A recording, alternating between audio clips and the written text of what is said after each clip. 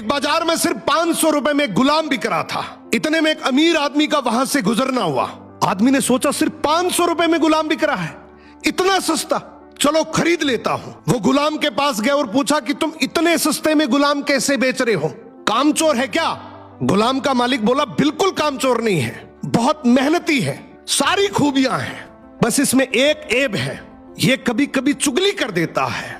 आदमी ने मन ही मन सोचा कि घर में मैं और मेरी बीवी तो है, अगर ये चुगली करेगा भी तो किससे करेगा, खरीद लेता हूं। खरीद कर गुलाम को घर ले आया।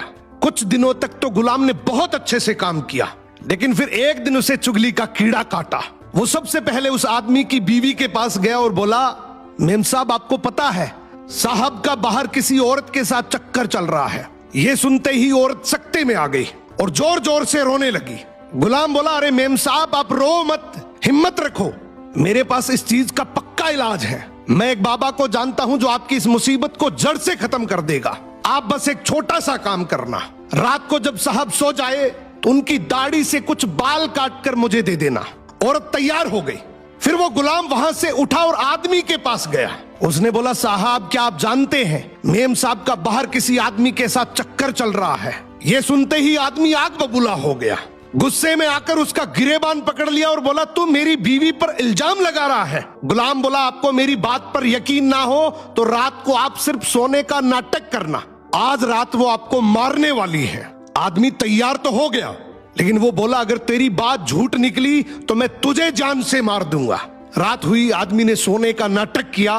उधर उसकी बीवी जैसा गुलाम ने कहा वैसा करने लगी। रात के 3 बजे हाथ में कैंची लेकर जैसे ही उस आदमी के पास पहुंची, आदमी तुरंत जाग गया। अब इस आदमी के दिमाग में गुलाम की बात तो चल ही रही थी। गुस्से में उसने अपनी बीवी को पकड़ा, हाथ में से कैंची खींची और आओ देखा ना ताओ, उस कैंची को उस औरत के गले में खोप दिया। औरत वहीं मर गई।